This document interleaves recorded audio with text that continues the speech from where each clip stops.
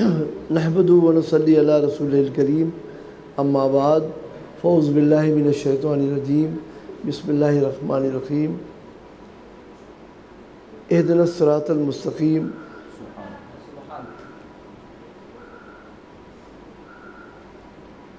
حضرات، میں نے سورہ فاتحہ کی ایک آیت کو تلاوت کرنے کا یہاں شرف حاصل کیا، اس کا مفہوم و مطلب سبھی لوگ جانتے ہیں کہ ہم کو سیدھا راستہ دکھا یا سیدھے راستے پہ چلا۔ سرکار محدث اعظم رحمۃ اللہ تعالیٰ علیہ نے جو ترجمہ اس کا کیا ہے وہ یہ کہ ہم کو سیدھے راستے پر چلا، دکھا نہیں کیا۔ تو صراط مستقیم ہے کیا؟ سوال یہ اٹھتا ہے، اور پھر اس کے آگے جو آیت جڑتی ہے، صراط الذین انعمت علیہم غیر المغضوب علیہم ولا الضالین، کہ ان کے راستے پر جن پر تیرا انعام ہوا، تیری شفقتیں، تیری رحمتیں، تیری محبتیں جنہیں حاصل نہیں، اور نہ کہ ان کے راستے پر جن پر تیرا غضب نازل ہوا، جو واصل جہنم کیے جائیں گے یا کیے گئے اور تیرے غضب کا شکار ہونے والے ہیں یا ہوئے ہیں یا ہوں گے۔ تو یہ نبیوں، اللہ پاک کو اپنی مخلوق سے، اپنی تخلیق سے، ہر تخلیق کار کو اپنی تخلیق سے محبت ہوتی ہے، کوئی بھی ہو،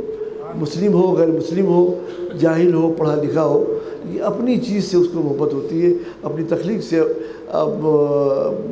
اپنے ہنر سے محبت ہوتی ہے، اپنے کارنامے سے، اور اس کے ہنر کے نتیجے میں جو چیز مارز وجود میں آتی ہے اس سے محبت ہوتی ہے۔ یہی وجہ ہے کہ آپ دیکھیں کہ آپ لوگ سبھی لوگ اس میں ماں باپ والے ہیں، اکثر و بیشتر مطلب اولاد والے ہیں، شادی شدہ ہیں، کہ اپنی اولاد سے، اپنے بچوں سے کتنی محبت ہوتی ہے نا۔ تو اس لیے کہ وہ دنیا میں آنے کا ان بچوں کے ذریعہ بنتے ہیں ماں باپ، تو وہ ایک طرح سے ان کی انڈائریکٹلی جو ہے وہ ان کی تخلیق ہے، انڈائریکٹلی ان کی تخلیق ہے، لیکن خالق حقیقی تو پروردگار ہے، لیکن دنیا میں بھیجنے کا ماں باپ کو ذریعہ بنایا اس نے، تو تب جا کے ہم کو اتنی محبت ہے اپنے بچوں سے۔ لیکن پروردگار عالم اپنے بچوں، اپنے بندوں سے 70 ماؤں سے زیادہ شفیق و مہربان ہے۔ ماں باپ کے مقابلے میں زیادہ شفیق ہوتی ہے اپنے بچوں کے حوالے سے، اپنے بچوں کے تعلق سے، لیکن ہمارا رب جو ہے وہ 70 ماؤں سے زیادہ محبت فرمانے والا ہے اپنے بندوں سے۔ اسی لیے اس نے ہماری محبت میں جو اس نے اپنا نظام قائم کیا، کائنات بنائی، اور اس کے بعد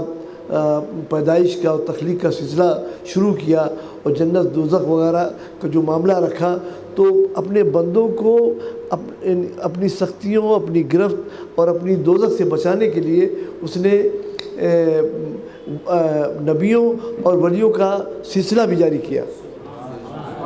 یہ اس کی ہماری ذات سے، اپنے بندوں سے بے پناہ محبت اور شفقت کا سبب بنا، اور تاکہ میرے جو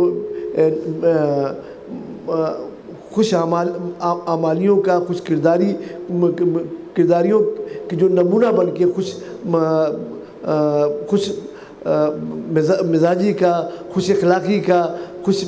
کردار کی بلندی کا، صورت و شکل و شباہت کا، جو ہر اعتبار سے بے مثال نمونہ اس دور کے ہوتے تھے انبیاء کرام، ان کو مبعوث فرمایا، اور اس کے بعد آخر میں ہمارے آقا نبی کریم احمد مجتبیٰ محمد مصطفیٰ، جو تمام نبیوں کی صفات، اللہ پاک کی صفات اور تمام نبیوں کی خوبیاں اور تمام نبیوں کی तमन्नाओं और आरज़ुओं के मज़हर थे, मजमूआ थे, नमूना थे और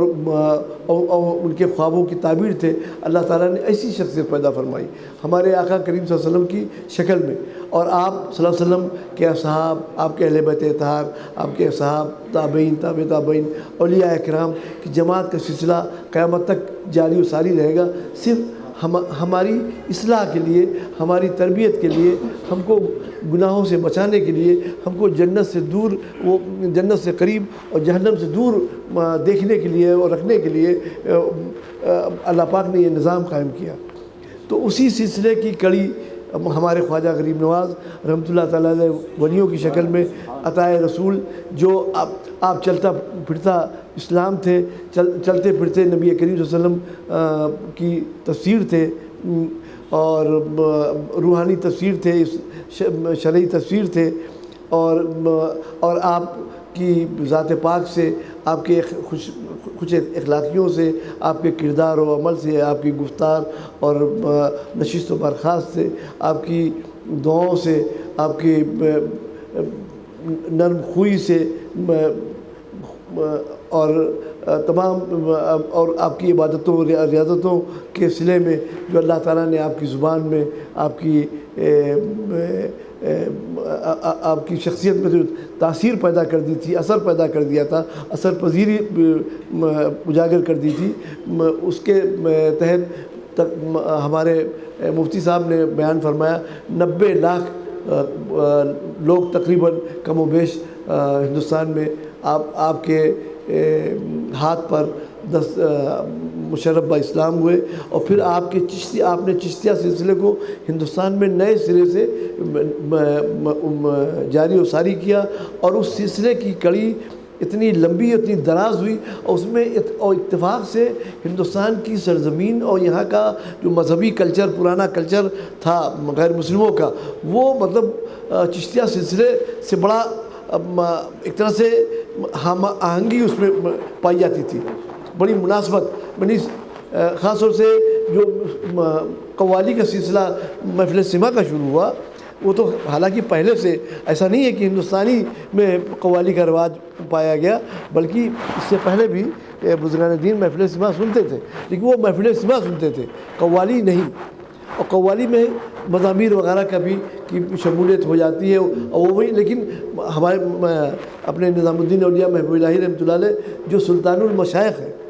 और जो चिश्तिया सिलसिले के सबसे नामवर और सबसे मकबूल तरीन, मतलब मकबूल तरीन तो ना कहिए, लेकिन उस सिलसिले को मजबूती देने के मामले में और इसके तरवीज व इशाअत के मामले में हसन निज़ामुद्दीन औलिया महबूब इलाही का कोई सानी नहीं। तो आप मज़ामीर के साथ सुनते थे, आप मज़ामीर के साथ सुनते थे महफ़िल सिमा और उसमें बैठते थे। तो खैर उसकी ये अलग बहस है कि वो अहल कौन है और नाअहल कौन है। तो आजकल तो अगर देखा जाए शरीयत के पैमाने पर तो कोई अहल नहीं है, न मैं हूँ, हालांकि हम लोग सुनते हैं, लेकिन अहल कोई नहीं है। तो और जो होगा भाई वो होगा, उसे मैं उससे वाकिफ़ नहीं हूँ। तो लेकिन ये कि अब तबरुकन वो एक रवाज, एक रस्म बन के रह गया है खानकाहों में। तो हम लोग चिश्तिया सिलसिले के लोग महफ़िल सिमा में बैठते हैं और सरकार कला और मुहद्दिस आज़म रहमतुल्लाह अलैह को मैंने अपनी आँखों से देखा है कि सरकार कला मीर मजलिस होते थे और मुहद्दिस आज़म यानी आम सामीन में, लेकिन आगे बैठते थे और सबसे बिल्कुल मुनफरिद और बिल्कुल सबसे आगे, सबसे भी आगे निकल के बैठते थे और सबको नज़र आते थे। और लहीम शहीब थे भी बड़े वो, लेकिन आगे बैठते थे। तो अब जो वलियों का सिलसिला शुरू हुआ तबलीग, दीन की तबलीग व इशाअत का, अल्लाह से मोहब्बत, अल्लाह की इबादत में शब रोज़ गुजारने का और मखलूक़ खुदा से मोहब्बत करने का, उनकी दिलजोई, उनकी हाजत रवाई, उनकी मुश्किल कुशाई, उनकी खैर आफ़ियत और उनको दुख दर्द से निजात दिलाने के लिए कोशा रहने की जो तरबियत ख्वाजा गरीब नवाज़ और दिगर बुज़ुर्गान दीन ने जो निज़ाम कायम किया, जो तरबियत का और सिखाने का, बताने का और ख़ुद जो अमलन करके दिखाया, उसी सिलसिले की कड़ी सरकार कला रहमतुल्लाह अलैह भी है। सरकार हाँ, तो बुज़ुर्गी सिर्फ इबादत से नहीं मिलती, ولایت صرف عبادت سے نہیں ملتی، کثرت عبادت سے ولایت نہیں ملتی، کردار کی پاکیزگی سے ولایت ملتی ہے، خلق خدا کی خدمت سے ولایت ملتی ہے۔ ہمارے مخدوم پاک فرماتے ہیں کہ مجھے جو یہ منصب، یہ مرتبہ ملا ہے، صرف خلق خدا کی خدمت کی بدولت ملا ہے، اس میں عبادت وغیرہ کا کوئی ذکر ہی نہیں ہے، عبادت و ریاضت کا۔ تو خلق خدا کی خدمت اللہ کو اتنی پیاری، اور اس لیے پیاری، میں نے پہلے شروع میں کہہ دیا کہ اللہ پاک کو اپنی مخلوق سے، اپنی تخلیق سے محبت ہے، اپنے بندوں سے محبت ہے۔ تو وہ جو ہے اپنے بندوں کو جو بندے اپنی غلطیوں کی وجہ سے ایک بندہ دوسرے بندے کو تکلیف پہنچاتا ہے، تو اللہ تعالیٰ اگر کوئی بندہ اس کی مشکل کشائی کر دیتا ہے، اس کے دکھ درد کو بانٹ لیتا ہے اور اس کے درد کو کم کر دیتا ہے، اس کے درد کا بداوا اس کو پیش کر دیتا ہے، تو اللہ پاک اس سے بے حد خوش ہوتا ہے۔ لیکن اگر یہ کوئی مسلمان کلمہ گو ایسا کرتا ہے اور ساتھ ساتھ اگر عبادت گزار بھی ہے تو سونے پہ سہاگا، تو وہ ولایت کے منصب پہ پہنچ جاتا ہے۔ اور اگر کوئی کافر کرتا ہے تو ایسا نہیں ہے، اللہ اس کو دنیا میں عزت دیتا ہے، اس کو عزت عطا کرتا ہے، اس کا آخرت میں صلہ نہیں ہے، وہ آخرت میں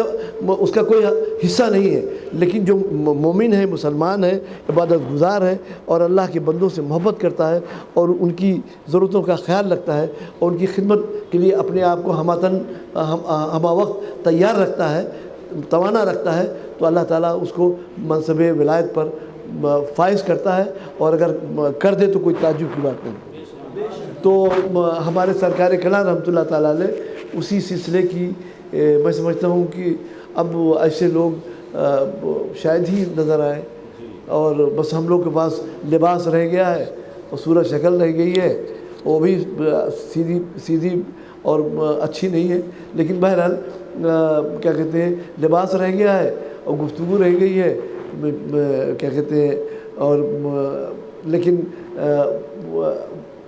ایسے بزرگ، ایسے لوگ ذرا مشکل سے ملتے ہیں، اور میں سمجھتا ہوں ان کے دور میں سرکار کہنا جیسا پورے جماعت اہل سنت میں کوئی دوسرا بزرگ نہیں تھا۔ میں نے شریعت کا اتنا پابند، سنتوں کا اتنا لحاظ کرنے والا انسان نہیں دیکھا، اپنے خاندان میں بھی نہیں دیکھا، ورنہ اپنے خاندان میں الحمدللہ ہر دور میں، اور خاص طور سے مخدوم پاک کی آل میں، آپ کی اولاد میں شاید مجھے تو ایسا لگتا ہے کہ 3 بزرگوں کی دعائیں میرے خانوادے کے ساتھ ہیں۔ سادات تو بہت ہیں، دنیا میں سادات بہت ہیں، ہندوستان میں جگہ جگہ ملیں گے، ہر صوبے میں ملیں گے، لیکن جو شہرت، جو عزت میرے خانوادے کو ملی وہ کسی خانوادے کو نہیں ملی۔ اس کی وجہ یہ ہے کہ میرے مخدوم پاک نے اپنے پیر کے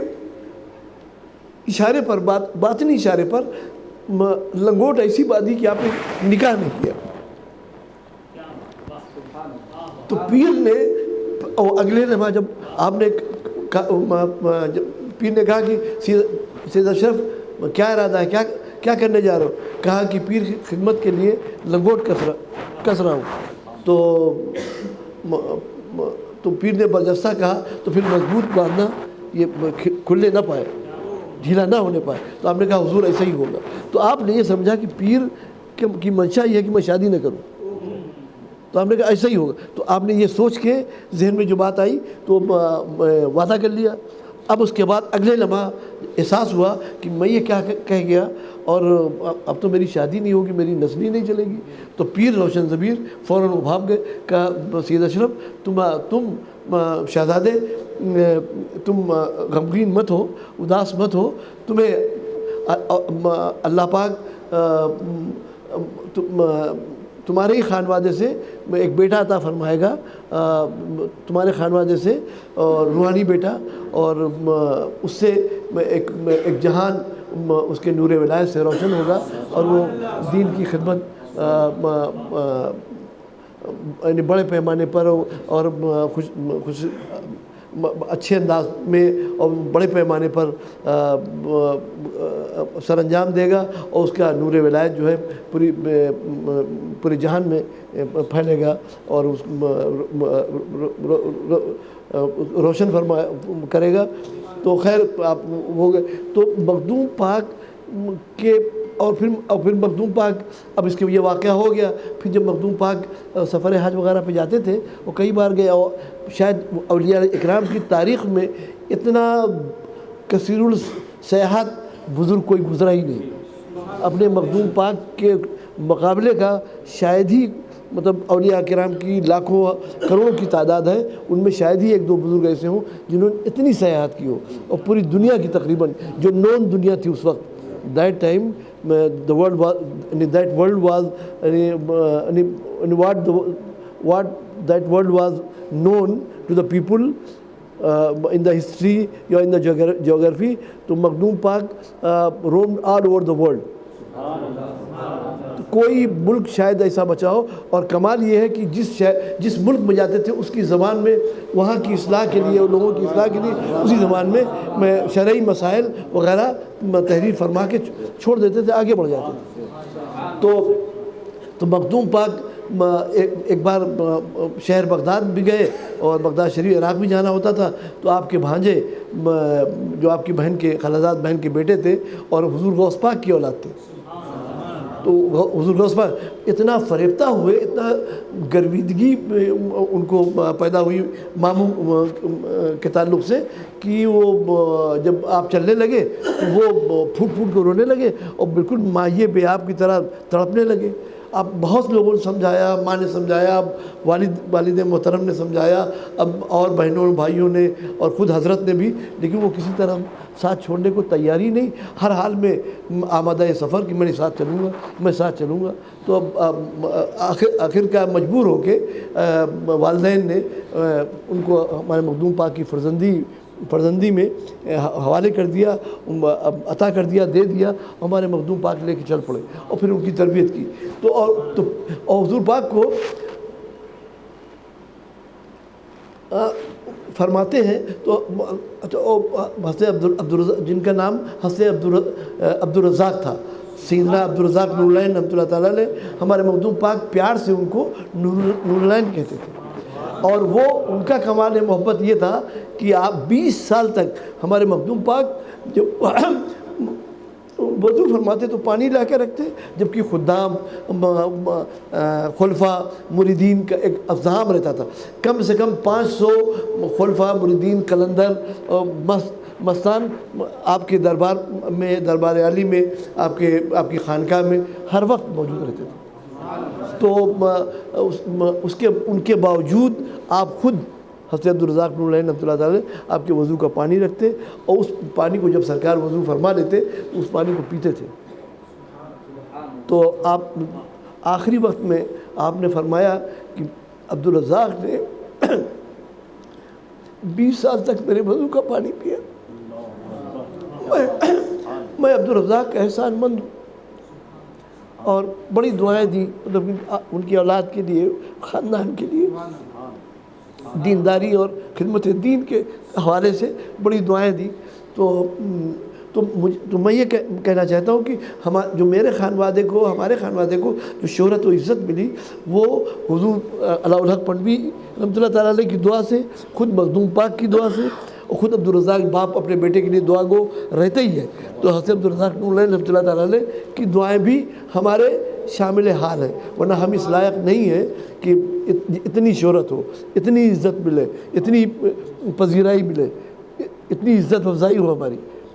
لیکن ان 3 بزرگوں کی دعائیں اللہ کی بارگاہ میں مقبول ہوئی، اور اس کا نتیجہ یہ ہے کہ ہم جیسے ناکارہ بدعمل لوگ، غافل لوگ، اور بد کردار تو نہ کہیے، بہرحال بدعمل لوگ، غافل لوگ بھی مطلب آپ حضرات کے ذریعے نوازے جاتے ہیں عزتوں سے، محبتوں سے، اور آپ لوگ ہر طرح کا خیال رکھتے ہیں، ہماری خدمت کرتے ہیں۔ تو سرکار کنا رحمۃ اللہ تعالیٰ علیہ کے شب و روز میں سنت اور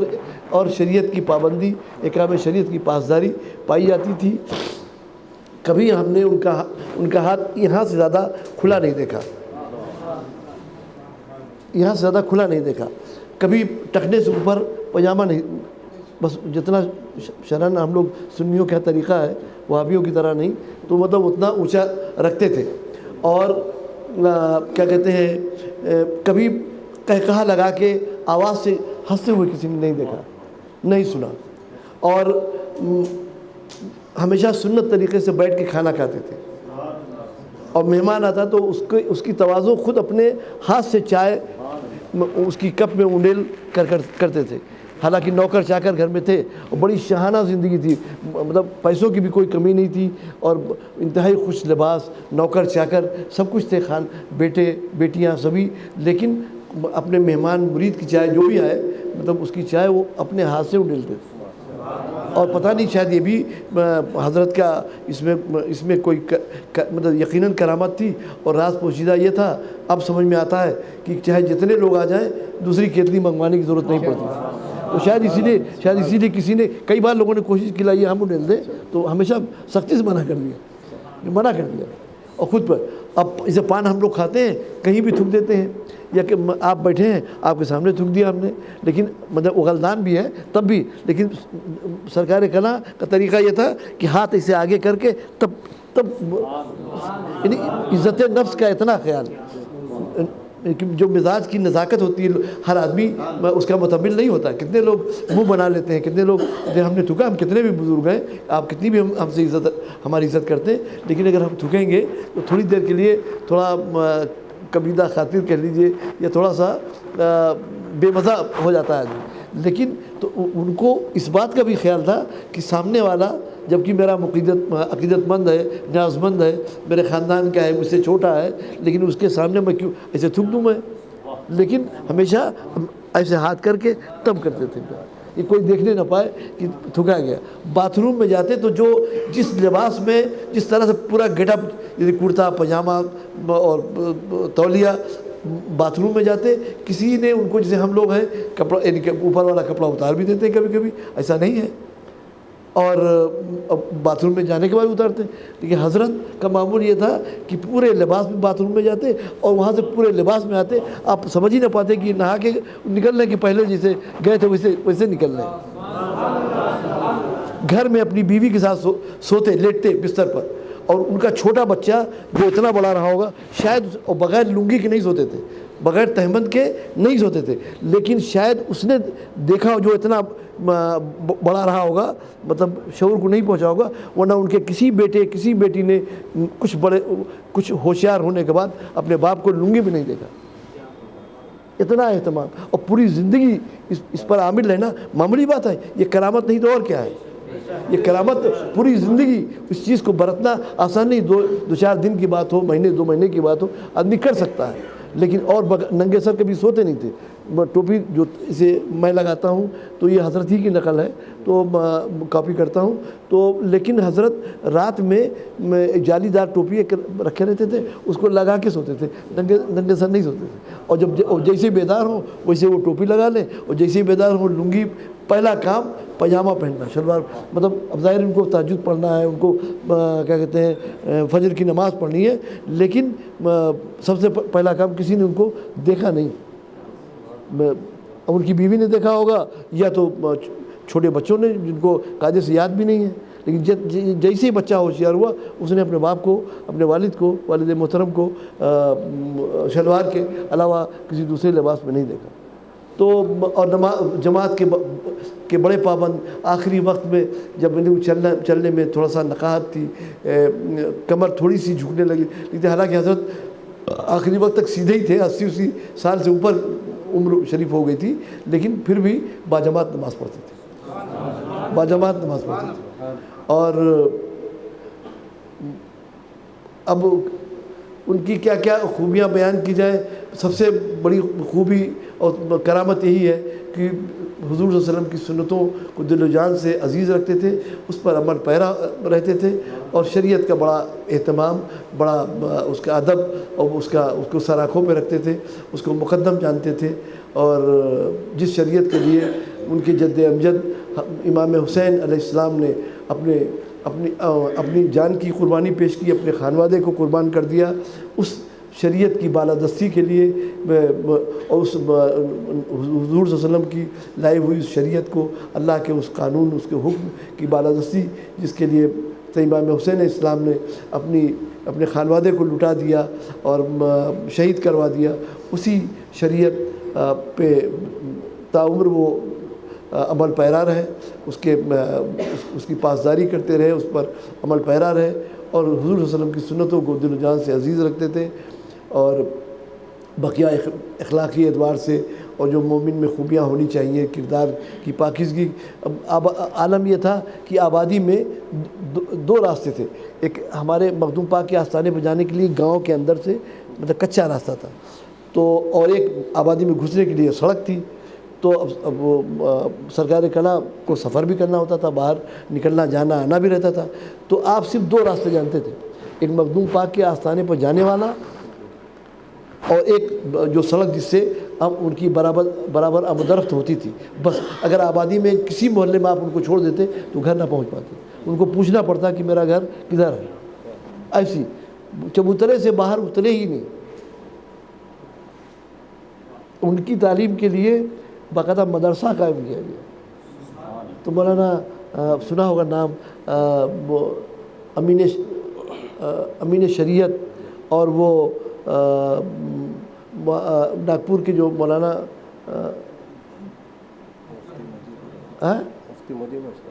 نہیں اپنے پہلے کے، ارے لاہور مطلب مولانا نعیم الدین صاحب مراد آبادی، یہ تو خلیفہ اشرفی میں رحمۃ اللہ علیہ تھے۔ تو اس طرح جتنے اس وقت کے اکابر اور اکابر علماء کرام تھے، محدثین تھے، مفسرین تھے، مفتیان دین تھے، سب اشرفی میاں رحمۃ اللہ علیہ کے خلیفہ تھے۔ کوئی ایسا تھا آپ نام گنا ہی نہیں سکتے۔ یہ اور بات ہے زبردستی کسی کوئی کاٹ دے، چھپا دے کہ نہیں وہ نہیں تھے، یہ غلط ہے، لیکن یہ کہ سچائی یہ ہے کہ کوئی ایسا نہیں تھا جو ان سے مرید نہ ہو، جس نے ان سے خلافت نہ لی ہو پورے ہندوستان میں۔ اچھا، اور حد یہ کہ خیر تو ارے بڑے فقیہ اعظم میں فقیہ کہتے ہیں مفتی ناگپور کے،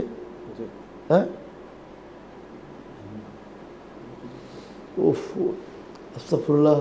بڑھاپے کا نتیجہ ہے یہ۔ اچھا، تو مطلب تمام اس وقت کے بڑے بڑے علماء وہاں اکابر علماء بلائے گئے، اور حضرت کی تعلیم و تربیت کے لیے، اور سرکار اشرفی میاں رحمۃ اللہ علیہ کی تربیت تھی اور ان کی نگرانی تھی، اور وہ علماء کرام کی محنت تھی اور ان کا خلوص تھا اور ان کی خدمات تھی کہ اچھے یعنی صاحب علم ذی استعداد عالم بھی سرکار کلام رحمۃ اللہ علیہ ہوئے، اور طریقت تو گھرانے سے ان کے دادا سے ان کو اس کا راستہ ملا، اور پھر پوری دنیا میں اچھا وہاں بڑے خوش لباس بھی تھے، کم قلیل الخراک تھے، اور لیکن خوش لباس بہت تھے، اور بڑی وجاہت تھی، بڑے حسین و جمیل آدمی، کیا کہنے کہ آدمی دیکھے تو دیکھتا رہ جائے۔ میں گیا مدھیہ پردیش، اور ایسی سی جگہ ان کے مرید کہ میں ایک جگہ گیا، پہاڑی علاقہ تھا، جنگلی، تو میں یہ سوچ رہا تھا کہ میں اپنے دل میں خوش ہوا کہ میں پہلا آدمی ہوں اپنے خانوادے کا جو اس علاقے میں آیا، ایسی سنگلاخ زمین پہ آیا ہے، ایسی مطلب جہاں آبادی نہیں، دور تک جنگلات ہیں، پہاڑیاں ہیں۔ یقین مانیے جب میں گیا وہاں، اور وہاں کچھ گھر 25-50 گھر کی آبادی تھی مسلمانوں کی، اس میں کئی لوگ مجھے سرکار کلام کے مرید ملے، تو میرا سارا نشہ کافور ہو گیا۔ تو لوگ بتاتے ہیں، ایک جلسہ تھا، ایک شہر ہے وہاں دھنپوری، تو وہاں جلسہ تھا، تو بہت دور دور سے لوگ آئے تھے، اور وہاں کے لوگوں کو سننے کا شوق بھی، ذوق بہت۔ آج بھی لوگ 50 سینکڑوں کلومیٹر سے سننے کے لیے، صرف تقریر سننے کے لیے آتے ہیں، اگر کوئی اچھا مقرر آ جائے تو سرکار کلام، اس میں مدنی بھائی، ہاشمی بھائی اور اظہار بھائی، مطلب تمام میرے خانوادے کے سارے لوگ تھے، تو بڑا زبردست مجمع تھا۔ تو لائٹ چلی گئی، مجھ سے کچھ لوگ کہہ رہے تھے جو مرید ہوئے، مجھے حیرت تھی، وہ کہہ رہے تھے کہ حضرت لائٹ چلی گئی تھی، چہرہ روشنی اور چہرہ اگر دکھائی دے رہا تھا تو سرکار کھڑا کا. تو اتنے سارے لوگ میں کہہ رہا ہوں مسلمان ہو گئے، مطلب مرید ہو گئے اس کو دیکھ کے، اور جن کے دل میں ارادہ بھی نہیں تھا، یہ خواہش لے کے آئے بھی نہیں تھے، وہ بھی مرید ہو گئے. تو ایسے تھے ان کے پیر، ان کے پیر ایسے تھے. تو سرکار خواجہ غریب نواز رحمۃ اللہ علیہ کی عنایتیں، ان کا کرم، ان کی دعائیں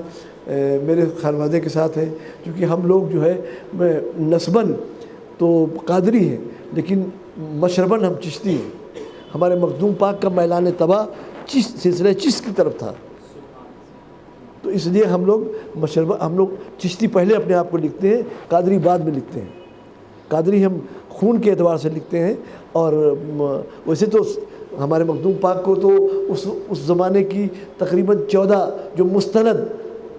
مضبوط معتبر جو سلاسل حقہ تھے، سب سے خلافت و اجازت ملی تھی. اسی لیے سلسلہ اشرفیہ جو ہے تمام سلسلوں کا، سلاسل کا مجموعہ ہے، سنگم ہے. ایسا سلسلہ اور کوئی دوسرا نہیں ہے. اور ہمارے مخدوم پاک سے زیادہ، اب میں نے پہلے عرض کر دیا کہ اس سے زیادہ سیاحت کرنے والا کوئی دوسرا بزرگ پیدا بھی نہیں ہوا ہے. شاید ایک دو بزرگ ہوں گے تو ہوں گے تاریخ میں. تو ظاہر ہے کہ جہاں جاتے تھے اور بزرگان دین سے ایک بزرگ کو لگاؤ ہوتا ہے، والہانہ روحانی کھچاؤ ہوتا ہے، جاتے ہیں، ملتے ہیں، ایک دوسرے کو فیض و برکات منتقل کرتے ہیں، آدان پردان ہوتا ہے، لینا دینا ہوتا ہے، سمجھ رہے ہیں؟ تو گیو اینڈ ٹیک ہوتا ہے جس کو کہتے ہیں. تو مطلب اس طرح سے تو سرکار غریب نواز رحمۃ اللہ علیہ کا کرم ہے کہ ہم لوگ چشتی ہیں. انہوں نے اپنے سلسلے میں ہم کو شامل کیا. اور انشاءاللہ ہمارے مخدوم پاک فرماتے ہیں کہ میں اس وقت تک کسی کو مرید کرتا ہی نہیں جب تک میں اللہ تعالیٰ سے اس کی بخشش کا پروانہ حاصل نہیں کرتا، وعدہ نہیں کروا دیتا. تو آپ لوگ بھی خوش نصیب ہیں جو اس سلسلے اشرفیہ سے وابستہ ہے، اور سلسلے چشتیہ سے وابستہ ہے، سلسلے قادریہ سے وابستہ ہے. حضور غوث پاک کا کیا کہنے، وہ تو ولیوں کے ولی ہیں، تو ولیوں کے سردار ہیں، آقا ہیں، مولا ہیں. تو ہم لوگ قادری بھی ہیں، مطلب مشرباً بھی اور نسباً بھی، اور لیکن چشتی جو ہے پہلے ہے، کیونکہ ہمارے مخدوم پاک کا میلان طبع ادھر ہی تھا. تو ہم اس کو ملحوظ خاطر رکھتے ہیں، اس کا احترام کرتے ہیں اور فخر سمجھتے ہیں. تو بس میں تقریر اور بیان بالکل نہیں کرتا. خدا معلوم کیسے اتنی بات ہو گئی اور کیسے میری زبان سے نکل گیا. میں نہ ہاں میری زبان پھنستی ہے، میں گھبرا جاتا ہوں، میں ڈر جاتا ہوں، لیکن خدا معلوم کیسے مطلب اتنی دیر بات ہو گئی. مجھے معاف کریں گے، سما خراشی ہوئی آپ لوگوں کی. اور اسی پر میں ختم کرتا ہوں. وآخر دعوانا ان الحمدللہ رب العالمین. صحابہ اکرام کا دور تھا. بہرحال کسی وجہ سے کنی حالات میں ملوکیت داخل ہوئی، کسی بہانے سے، کسی آڑ میں، اور نتیجہ یہ ہوا کہ لوگوں میں دین سے غفلت اور دنیا داری کی چاہت اور اس کی محبت اور اس کی طرف کھنچاؤ لوگ محسوس کرنے لگے. اور جو بزرگان دین، جو دیندار لوگ تھے، صاحب تقویٰ و پرہیزگار اور صاحب مطلب جو شریعت کے پابند لوگ تھے، احترام کرنے والے، محبت کرنے والے لوگ، انہوں نے اس چیز کو محسوس کیا. تو ان ایسے لوگوں نے پھر اپنا نظام، کیونکہ بادشاہ وقت یا خلیفہ وقت سے میدان جنگ میں ٹکر لی نہیں جا سکتی تھی، لہٰذا انہوں نے خانقاہی نظام قائم کیا. اصحاب صفہ کے طرز پہ، اور ان سے سبق لے کے ان کی زندگی کو اپنے لیے مشعل راہ بنا کے خانقاہی نظام قائم کیا. اور جس کو اور جو عبادت، اللہ سے محبت، اللہ پاک کی عبادت، کثرت عبادت اور اللہ کے بندوں سے محبت اور ان کی دلجوئی اور ان کی خبر گیری اور ان کے دکھ درد کو بانٹنے کا جو اسلام کا مقصد ہے، اور اسلامی تعلیمات ہے جو نبی کریم صلی اللہ علیہ وسلم کی سنت کا حصہ ہے، آپ کی حیات پاک کا حصہ ہے، اس پر چلنے اور چلانے کے لیے خانقاہی نظام قائم کیا گیا، اور جن کو اور ایسے لوگوں کو ہم عام زبان میں صوفیہ کہتے ہیں، اور اس علم کو اور اس طریقے کو، اس مجموعے کو ہم تصوف کہتے ہیں۔ تصوف کوئی اور ایسی چیز نہیں ہے، بس یہ تصوف کا مطلب یہ ہے کہ آپ اللہ کے لیے اپنی دنیا کی ہر خواہش اور اپنی ہر ضرورت کو قربان کر دیں اللہ کی خوشنودی کے لیے اور ابدی زندگی حاصل کرنے کے لیے، یہی تصوف ہے۔ اور اللہ کے بندوں سے محبت اور ان کا خیال رکھنا، یہ تصوف کی بنیادی تعلیمات میں سے ہے۔ تو یہ نظام قائم کیا گیا، اور اب اس سلسلے کو آگے بڑھانے کے لیے تو جو صاحب خانقاہ تھے، انہوں نے اپنے لیے مددگار کہہ لیجئے یا اپنے خادم، اپنے تربیت یافتہ لوگوں کو تیار کیا، اور ایک جماعت ان کی تیار کی جن کو خلیفہ کہا گیا۔ تو ان کو اپنا جانشین بنایا، کسی کو اپنا خلیفہ بنایا، صرف خلیفہ بنایا، اور مقصد یہ تھا کہ یہ لوگ دنیا کے مختلف کونوں میں پھیلیں، وہاں جائیں اور وہاں رکیں، اور ان کی دعاؤں سے، ان کی خدمات سے اللہ کی خلقت، اللہ کی مخلوق اور اللہ کے بندے فیضیاب ہوں، اور دین اسلام کی اشاعت ہو، ترویج ہو، اور اس کا پھیلاؤ، اس کی روشنی دنیا کے ہر کونے میں پہنچے۔ تو اس طریقے پر آپ دیکھیں دنیا کے ہر کونے میں اسلام انہی بزرگان دین اور انہی خانقاہوں کے ذریعے ہی پھیلا۔ اور اب جا کے جب الیکٹرانک میڈیا آ گیا، یہ دور آ گیا، تو پہلے تو لوگ مسلمانوں کو، بزرگان دین کو دیکھ کے اسلام قبول کرتے تھے۔ آج الیکٹرانک میڈیا کے ذریعے اسلام قبول کرتے ہیں۔ آج بھی قبول اسلام کا سلسلہ جاری ہے، لیکن وہ الیکٹرانک میڈیا پہ جو کتابیں ہیں، ملفوظات ہیں، واقعات ہیں، ان کو پڑھ کے لوگ داخل اسلام ہوتے ہیں۔ آج ہم کو کوئی دیکھے تو اسلام کو گالی دے کے دور بھاگ جائے گا، اسلام کو برا سمجھے گا، اسلام کا تعارف ہم کو کرانا نہیں آتا، ہمارے اندر وہ صلاحیت نہیں ہے، وہ خوبیاں نہیں ہے جس کی علمبرداری اسلام کرتا ہے۔ تو اسلام کی ہم لوگ خراب امیج پیش کرتے ہیں، اسلام کو بھونڈا بنا کے پیش کرتے ہیں، مشکل بنا کے پیش کرتے ہیں، ظالم اور کریہ بنا کے پیش کرتے ہیں۔ اور وہ بزرگان دین اولیاء کرام، وہ اسلام کا صحیح چلتے پھرتے اسلام تھے،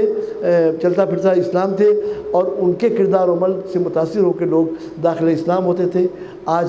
الٹا ہو گیا ہے۔ تو اس سلسلے کو جو اب تک جاری و ساری تھا الیکٹرانک میڈیا کی غیر موجودگی میں، تو انہی بزرگان دین کے خلفاء کے ذریعے اسلام دنیا کے مختلف گوشوں میں پہنچا اور پروان چڑھا، اور آج ہر دنیا کے ہر گوشے میں، ہر ملک میں مسلمان آپ کو ملیں گے۔ تو خاندانی طور پہ بھی لوگوں کو خلافت ملی، خلافت دی گئی۔ جو ہمارے اکابر ہیں، ہمارے بڑے ہیں، انہوں نے کہیں سے اپنے کسی بزرگ سے حاصل کی، اور وہی نعمت ان کو حاصل ہوئی، وہی نعمت انہوں نے اپنے چھوٹوں کو منتقل کی، اور انہوں نے اپنے چھوٹوں کو اس طرح سے۔ تو جو اس سلسلے کی نعمت اور خدمت اور تبرک مجھے خلافت و اجازت کے سلسلے کے شکل میں مجھے ملا تھا، میں آج اعلان کرتا ہوں کہ میں اس نعمت کو اور اس تحفے کو میں مولانا عمران اور اشرفی اور مولانا عرفان صاحب کو تفویض کرتا ہوں، عطا کرتا ہوں، سبحان اللہ، سبحان اللہ، اس امید سے کہ اللہ پاک ان سے اپنی یہ عبادتیں کثیر یہ کریں، اور اللہ کے بندوں، اللہ کی مخلوق، اللہ کے دین کی اشاعت اور خدمت کے لیے ہمیشہ کمر بستہ رہیں، اور اللہ ان کا حامی و ناصر ہو، اور اس راہ میں ان کا مددگار ہو، ان کو آگے بڑھائے، ان کو مقبولیت عطا کرے۔ بس سبحان اللہ، سبحان اللہ۔ بہت ہی مبارک موقع پر حضرت نے اپنی خلافت سے مولانا عمران اشرفی صاحب قبلہ، حافظ عرفان اشرفی صاحب قبلہ کو نوازا، بہت ہی بڑے بہت مبارکباد کے لائق ہوں تمام کی حضرت کے نورانی چہرے کی زیارت بھی ہوئی. شاہ یا نبی